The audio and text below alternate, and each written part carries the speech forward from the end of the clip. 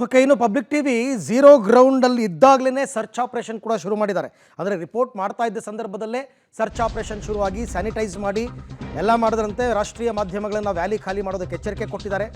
ಯಾಕೆಂದರೆ ಭಯೋತ್ಪಾದಕರು ಅಡಗಿರುವ ಅನುಮಾನ ಇತ್ತು, ಕೂಂಬಿಂಗನ್ನು ಆರಂಭ ಮಾಡಿದ್ದಾರೆ. ಅದು ಹೇಗಿತ್ತು ಅಂತಕ್ಕಂಥದ್ದನ್ನು ಕೂಡ ನನ್ನ ಕೊಲೀಗ ರಿಪೋರ್ಟ್ ಮಾಡಿದ್ದಾರೆ, ನೋಡಿ.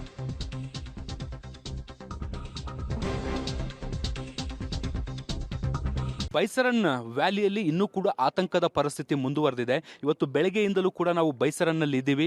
ಇಲ್ಲಿ ಸಾಕಷ್ಟು ಮಿಲಿಟರಿ ಕಾರ್ಯಾಚರಣೆಗಳು ಕೂಡ ನಡೀತಾ ಇದ್ದಾವೆ.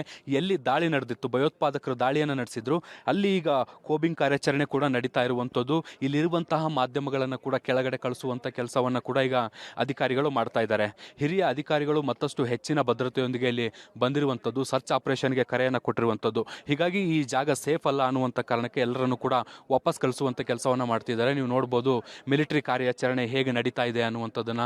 ಆಯಕಟ್ಟಿನ ಪ್ರಮುಖ ಸ್ಥಳಗಳಲ್ಲಿ ಈಗ ಭದ್ರತಾ ಪಡೆಗಳನ್ನು ನಿಯೋಜಿಸಿ ಮಿಲಿಟರಿ ಕಾರ್ಯಾಚರಣೆಯನ್ನು ಆರಂಭಿಸುವಂಥ ಕೆಲಸವನ್ನು ಈಗ ಅಧಿಕಾರಿಗಳು ಮಾಡ್ತಾ ಇದ್ದಾರೆ. ಹೀಗಾಗಿ ಬೈಸರನ್ ವ್ಯಾಲಿಯಲ್ಲಿ ಒಂದು ರೀತಿ ಮತ್ತೆ ಆತಂಕದ ವಾತಾವರಣ ನಿರ್ಮಾಣ ಆದಂತೆ ಕಾಣಿಸ್ತಾ ಇದೆ. ನೋಡ್ಬೋದು ಈ ಭಾಗದಲ್ಲೂ ಕೂಡ ಬೆಳಗ್ಗೆಯಿಂದಲೂ ಕೂಡ ನಾವೆಲ್ಲ ಇಲ್ಲಿ ವರದಿ ಮಾಡಲಿಕ್ಕೆ ಅಂತ ಬಂದಿದ್ವಿ. ಭದ್ರತೆ ಕಾರಣಗಳಿಂದ ನಮ್ಮನ್ನು ಸ್ವಲ್ಪ ಹೊತ್ತು ತಡೆ ಹಿಡಿಯುವಂಥ ಕೆಲಸವನ್ನು ಕೂಡ ಮಾಡಲಾಗಿತ್ತು. ಆದರೆ ಈಗ ಸೇನಾ ಕಾರ್ಯಾಚರಣೆ ನಡೆಯುವಂಥ ಸುಳಿವು ಸಿಗ್ತಾ ಇರುವಂಥ ಹಿನ್ನೆಲೆಯಲ್ಲಿ ಎಲ್ಲರೂ ಕೂಡ ವ್ಯಾಲಿಯನ್ನು ಖಾಲಿ ಮಾಡಬೇಕು ಅನ್ನುವಂಥ ನಿಟ್ಟಿನಲ್ಲಿ ಕಟ್ಟಾಜ್ಞೆಯನ್ನು ಕೊಟ್ಟಿದ್ದಾರೆ. ಹೀಗಾಗಿ ಎಲ್ಲರೂ ಕೂಡ ಅನಿವಾರ್ಯವಾಗಿ ಇಳಿಬೇಕಾದಂಥ ಅನಿವಾರ್ಯತೆಗೆ ಸೃಷ್ಟಿಯಾಗಿರುವಂಥದ್ದು.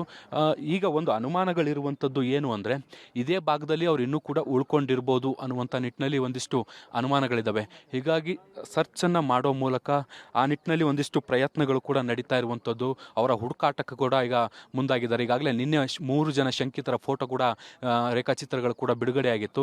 ಈಗ ಅದರ ಆಧಾರದ ಮೇಲೆ ಕೋಮಿಂಗನ್ನು ಮಾಡ್ತಾರೆ, ಸರ್ಚ್ ಆಪರೇಷನನ್ನು ಮಾಡ್ತಾರೆ. ಒಂದು ವೇಳೆ ಸಿಕ್ಕರೆ ಎನ್ಕೌಂಟರ್ ಮಾಡುವಂಥ ಸಾಧ್ಯತೆಗಳು ಕೂಡ ಇದ್ದಾವೆ. ಹೀಗಾಗಿ ಇಡೀ ಪ್ರದೇಶವನ್ನು ಏನು ಬೈಸರನ್ ವ್ಯಾಲಿ ಇದೆ, ಆ ಬೈಸರನ್ ವ್ಯಾಲಿಯನ್ನು ಸ್ಯಾನಿಟೈಸ್ ಮಾಡುವಂಥ ಕೆಲಸವನ್ನು ಮಾಡ್ತಿದ್ದಾರೆ.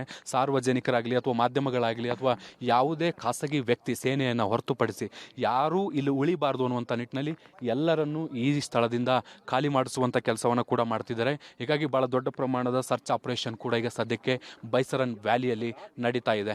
ಕ್ಯಾಮ್ರಾ ಪರ್ಸನ್ ಜಿತೇಂದ್ರ ಕುಮಾರ್ ಜೊತೆ Shabbir Nidugundi, public TV, Baisaran valley.